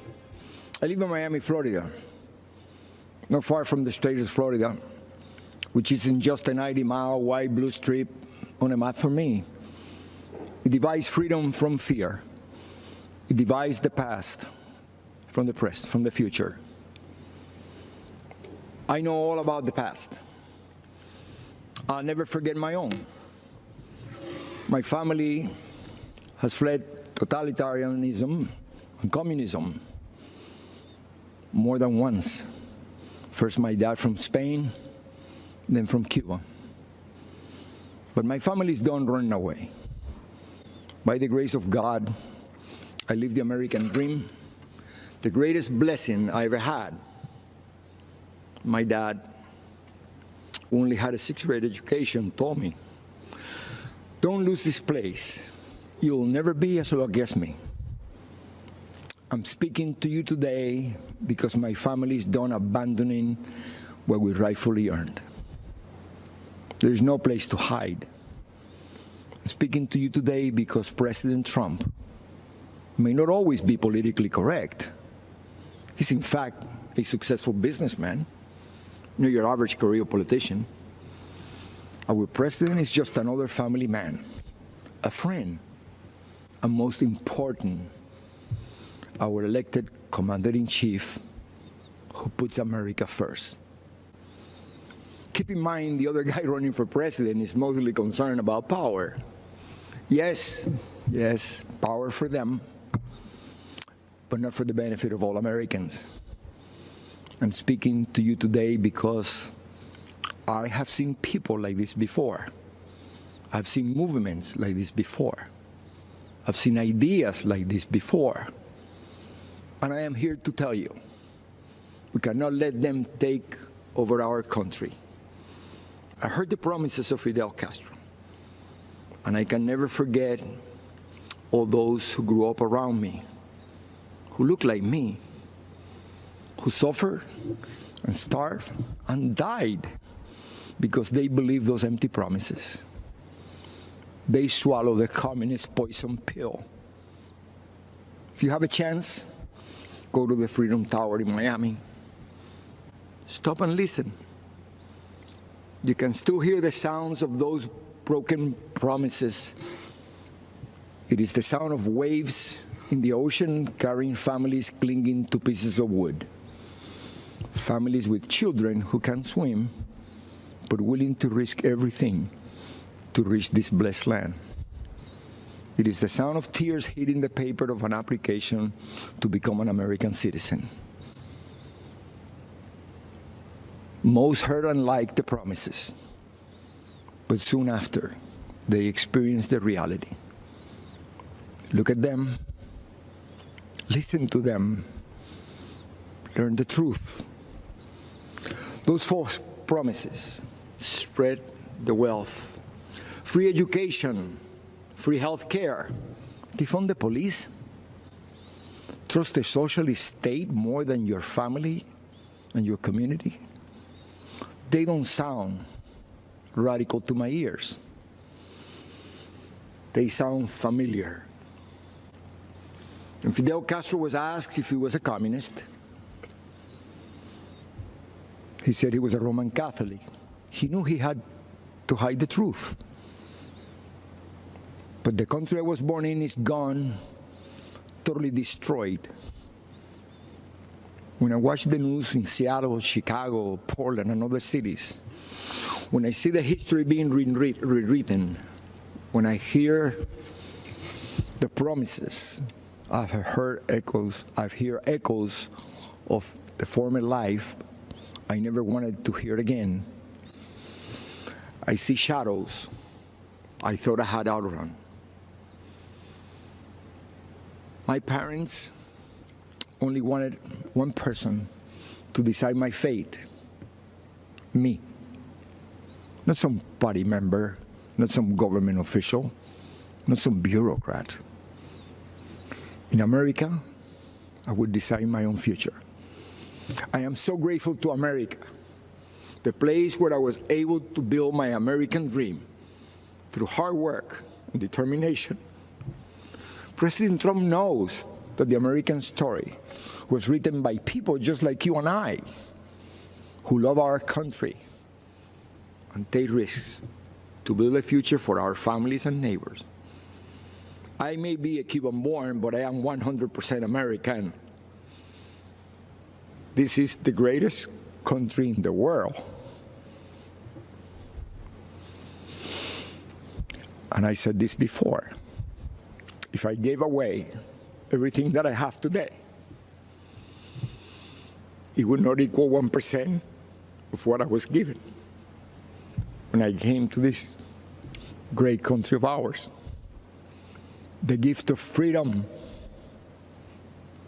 Right now, it is up to us to decide our fate and to choose freedom over oppression. President Trump, he's fighting the forces of anarchy and communism. And I know he will continue to do just that. And what about his opponent and the rest of the DC swamp?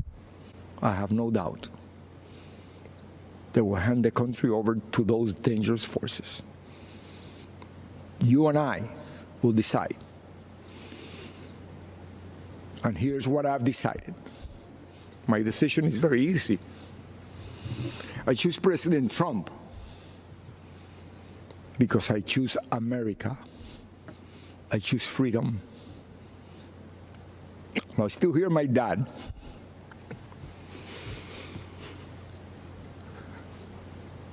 There is no other place to go. Thank you, and may the good Lord bless America.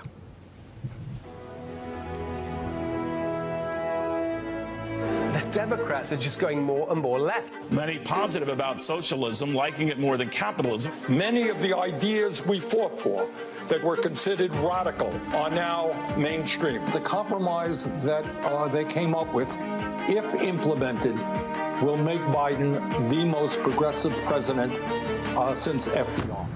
The radical left has taken over the Democratic Party, and Joe Biden is marching in lockstep with them. Biden and the far left are promising to crush middle-class families with trillions in new taxes. If you elect me, your taxes are going to be raised, not cut. Promising amnesty and health care for 11 million illegal immigrants. Citizenship for 11 million undocumented folks. Promising to shut down energy exploration, killing jobs, and hurting America's economy. I guarantee we're going to end fossil fuel. In Joe Biden's America, the radical left get whatever they want, and you get to pay for it. They've already taken over Joe Biden and the Democratic Party. Don't let them take over America.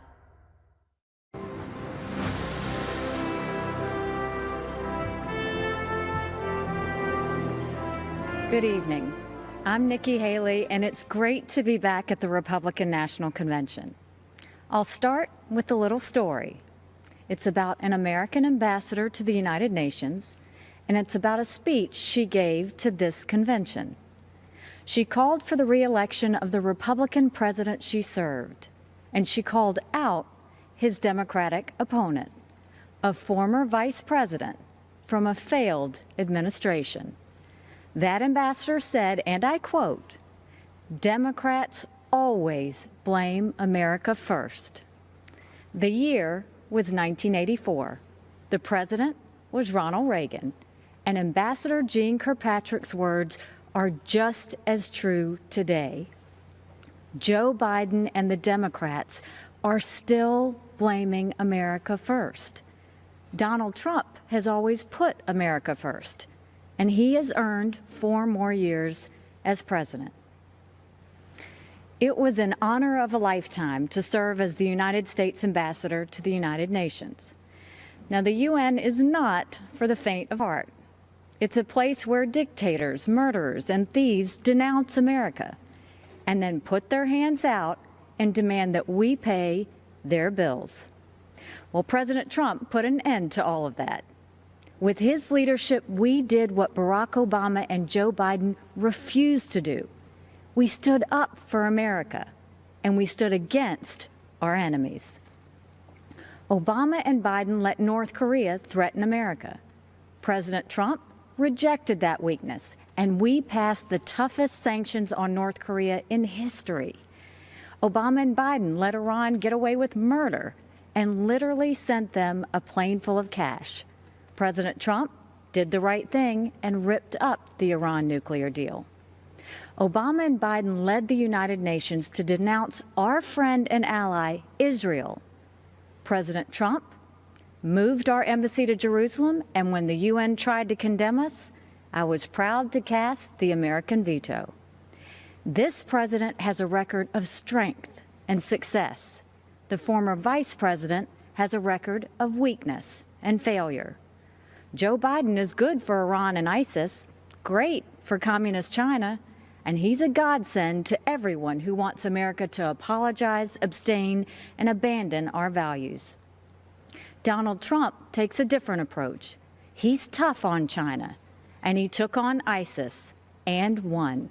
And he tells the world what it needs to hear. At home, the president is the clear choice on jobs and the economy.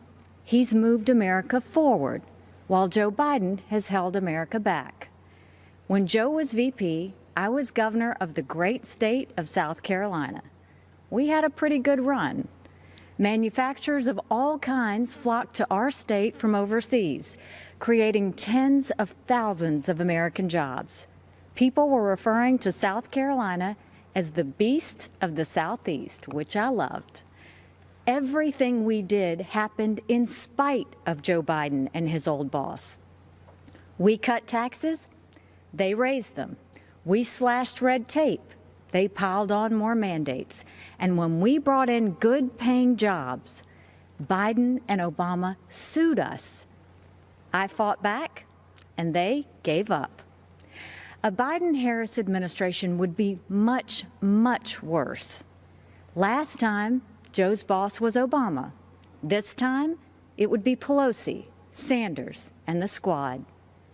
Their vision for America is socialism, and we know that socialism has failed everywhere.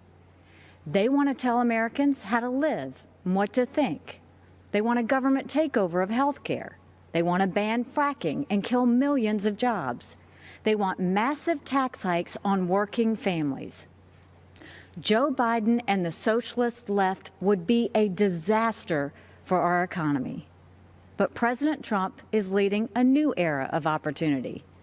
Before Communist China gave us the coronavirus, we were breaking economic records left and right. The pandemic has set us back, but not for long. President Trump brought our economy back before, and he will bring it back again. There's one more important area where our president is right. He knows that political correctness and cancel culture are dangerous and just plain wrong. In much of the Democratic Party, it's now fashionable to say that America is racist. That is a lie. America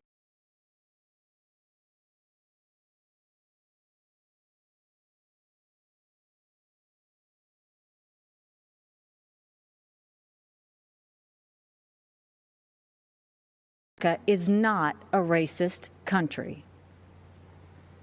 This is personal for me. I am the proud daughter of Indian immigrants. They came to America and settled in a small southern town. My father wore a turban. My mother wore a sari.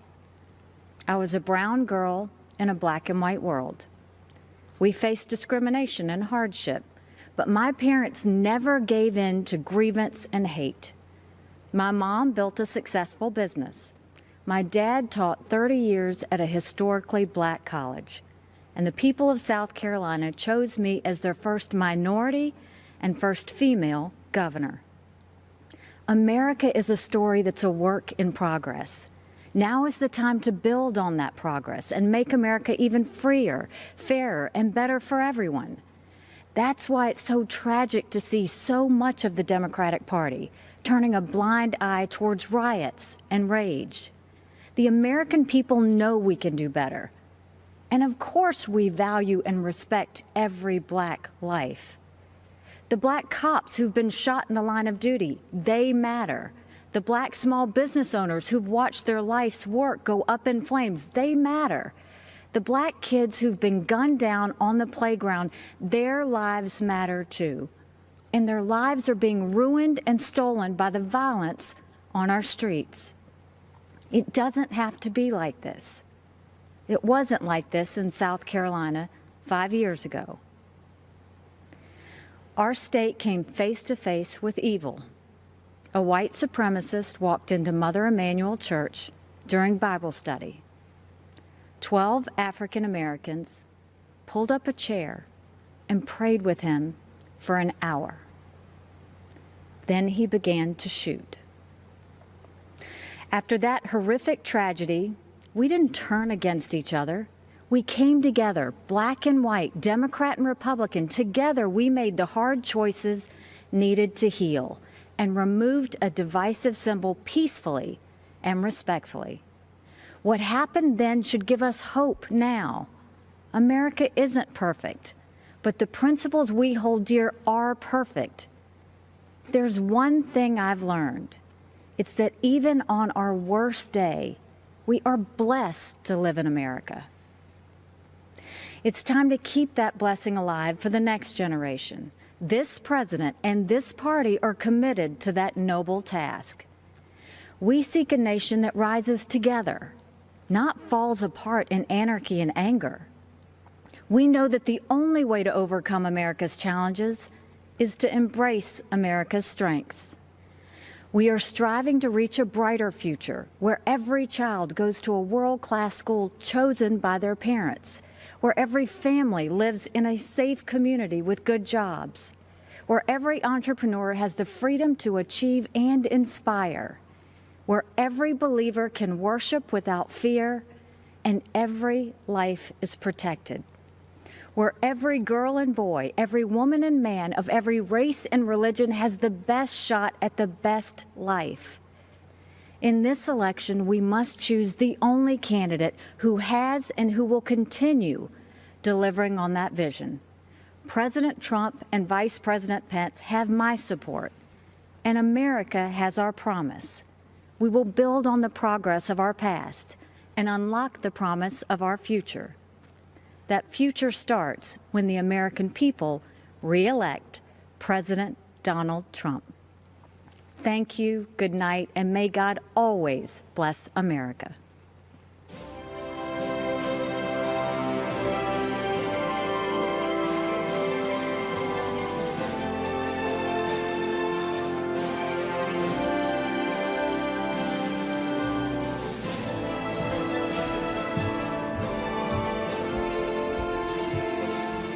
Good evening, America. I'm Donald Trump Jr.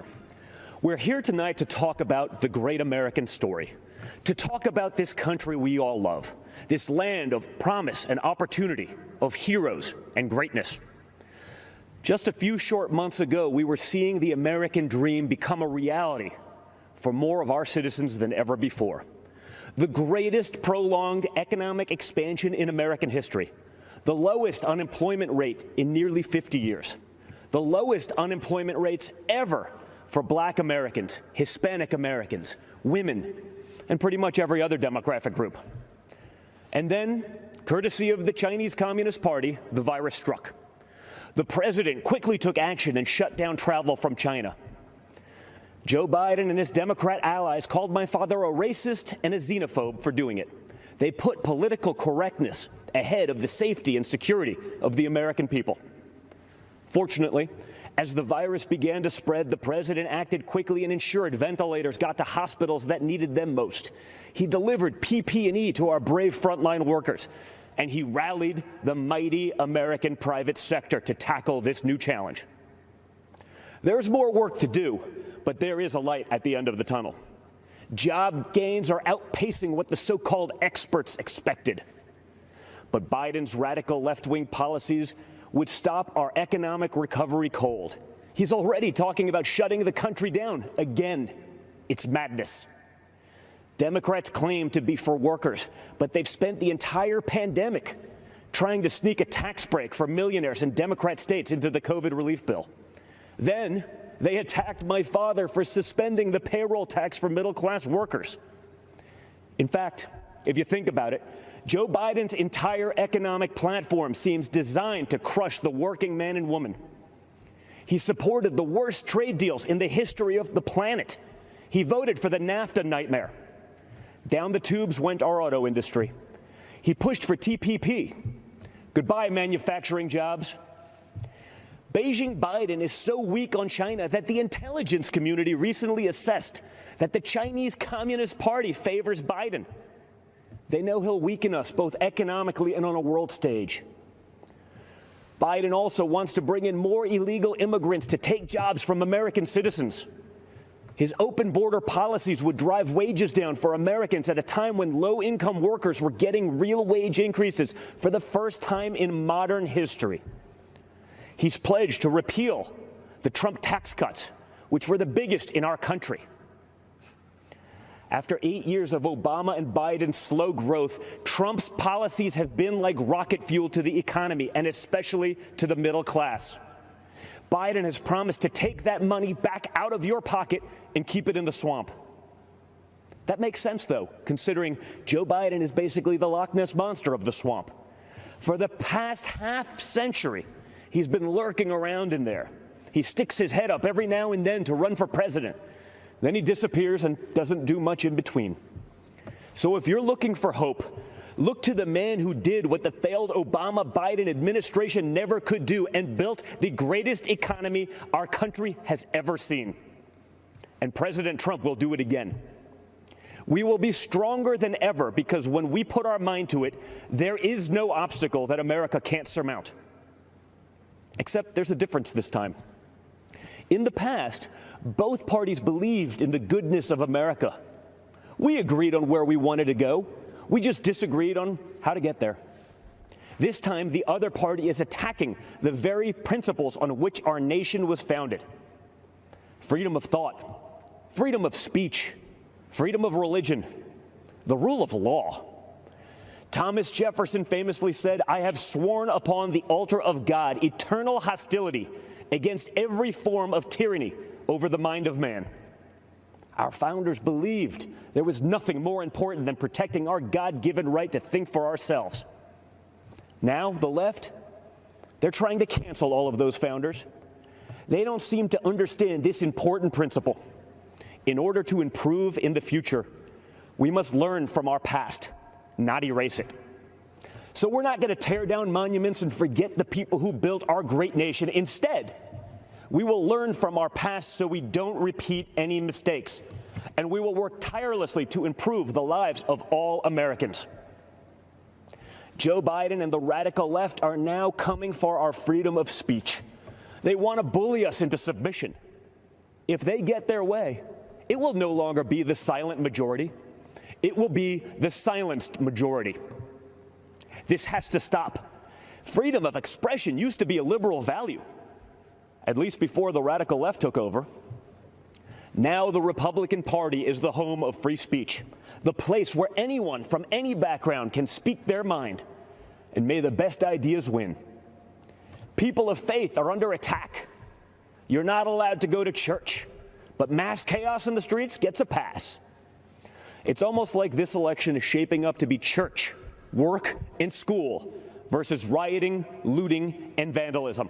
Or, in the words of Biden and the Democrats, peaceful protesting. Anarchists have been flooding our streets, and Democrat mayors are ordering the police to stand down. Small businesses across America, many of them minority-owned, are being torched by mobs. The Democrat mayors pretend it's not happening. They actually called it a summer of love. And that brings me to another important principle. Every American must be free to live without fear of violence in your country, in your communities, and in your homes. All men and women are created equal and must be treated equally under the law. That's why we must put an end to racism, and we must ensure that any police officer who abuses their powers is held accountable. What happened to George Floyd is a disgrace, and if you know a police officer, you know they agree with that too.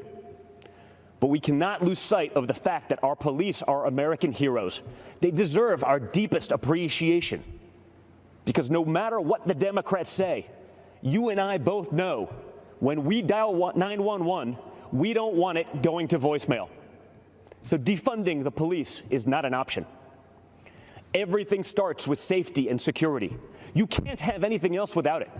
You can't focus on building a better future for your children without the peace of mind that they can study safely in their classrooms, play safely in their neighborhoods, and sleep safely in their beds. But safety is only the beginning. Trump's America is a land of opportunity, a place of promise. I was fortunate enough to grow up in a family that could afford the best schools and the finest universities. But a great education cannot be the exclusive right of the rich and powerful. It must be accessible to all. And that's why my dad is pro-school choice. That's why he's called education access the civil rights issue, not just of our time, but of all time. It is unacceptable that too many African American and Hispanic American children are stuck in bad schools just because of their zip code. Donald Trump will not stand for it. If Democrats really wanted to help minorities and underserved communities, instead of bowing to big money union bosses, they'd let parents choose what school is best for their kids. They'd limit immigration to protect American workers. They'd support the police who protect our neighborhoods. They'd learn how to negotiate trade deals that prioritize America's interests for a change. They'd end the endless wars and quit sending our young people to solve problems in foreign lands. They'd cut taxes for families and workers. They'd create opportunity zones that drive investment into inner cities. In other words, if Democrats cared for the forgotten men and women of our country, they'd do exactly what President Trump is doing. America is the greatest country on earth, but my father's entire worldview revolves around the idea that we can always do even better. Imagine the life you want to have, one with a great job, a beautiful home, a perfect family. You can have it. Imagine the country you want to live in, one with true equal opportunity, where hard work pays off and justice is served with compassion and without partiality. You can have it. Imagine a world where the evils of communism and radical Islamic terrorism are not given a chance to spread, where heroes are celebrated and the good guys win. You can have it. That is the life. That is the country. That is the world that Donald Trump and the Republican Party are after. And yes, you can have it. Because unlike Joe Biden and the radical left Democrats, our party is open to everyone.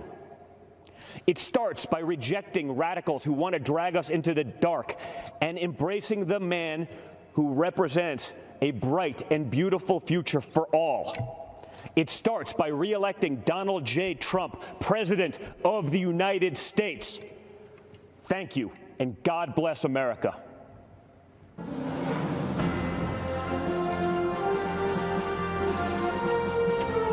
Catalina Lauf. I work in the political space. And I'm Madeline Lauf, and I'm the founder of Begin Health, a children's nutritional company. We grew up in a really small town outside of Chicago. Our mom's from Guatemala. Our dad's a small business owner from Chicago, and so we brought two different cultures together to create us. A little bit of crazy and a little bit of fun, I guess. They taught us the values of hard work, liberty, to love this country unapologetically. Our dad is a beekeeper and just had so many different things out in the countryside, and it was just such a sweet, We grew up selling honey at farmers markets, so my line was, have you ever been stung by a bee? But really, it was teaching us, again, entrepreneurship, small business, self-reliance, and that we're the ones that need to put in the hard work to get what we want. You know, my mother being from Guatemala, escaping what she had there, growing up in poverty, and coming here to the United States, being able to fulfill her destiny and be somebody that she couldn't there in her home country. And they really instilled in us the sense of purpose, but also self-accountability, and that we had to strive to do the things that we wanted, and it was up to us to make those things happen. In America, there's no ceiling of opportunity. You know, you define your own destiny through personal responsibility, through hard work, through having a moral value system. That's the American dream, and President Trump's providing that for everybody. Look at my business, Begin Health. As a small startup that is growing and launching, we are constantly trying to innovate, and the big challenge that COVID brought that we just didn't see coming was that just almost everything kind of just shut down. And when you are a small startup and you have limited funding, and the funding is really only to kind of get you to that next milestone, we were really struggling. And so we were able to apply for a PPP loan, which really helped allow us to continue hiring and working and developing our product so that we could ultimately still launch. It's now more than ever so important to have a president and an administration that understands that small business is the backbone of our economy. Tax Cuts and Jobs Act was huge. Manufacturing, deregulation, fair trade. These are things that affected real Americans. We have a champion in the Oval Office who has this business background. He actually understands the need for small businesses like my sisters to survive. We aren't the stereotypical conservative. I mean, we come from Hispanic descent and we're millennial women, and that's not what the media wants. And so somebody like AOC, Alexandria Ocasio-Cortez, this far left, these women come out with these very, very destructive political ideologies that are trying to infiltrate millennials and the next generation. I've decided to step up and say, well, we need a counter voice to these women. There has been an assault on capitalism, just generally. And I think it's very scary to imagine a Biden world where the progressive wing ideas are starting to take front and center stage. You know, that will really choke the American economy. There will be over-regulation, over-taxation. It's very hard to innovate through those two things. And ultimately, what's really sad is the thought of making all of us dependent on the government, and we are not going to allow that. I've seen a lot of moderates, a lot of people now changing over because of everything that's been happening. This is a taste of Biden's America. I mean, the rioting, the crime, freedom is at stake now, and this is going to be the most important election of our lifetime. We want to preserve the America that our mother came here for. Having a thriving economy, that is keeping America great, and President Trump has delivered on that promise. He's truly fighting for the American people. We're the greatest country in the world, period. On our worst day, we're still the greatest country in the world. And in order to preserve that, it's by putting America first, having a thriving economy, having happiness.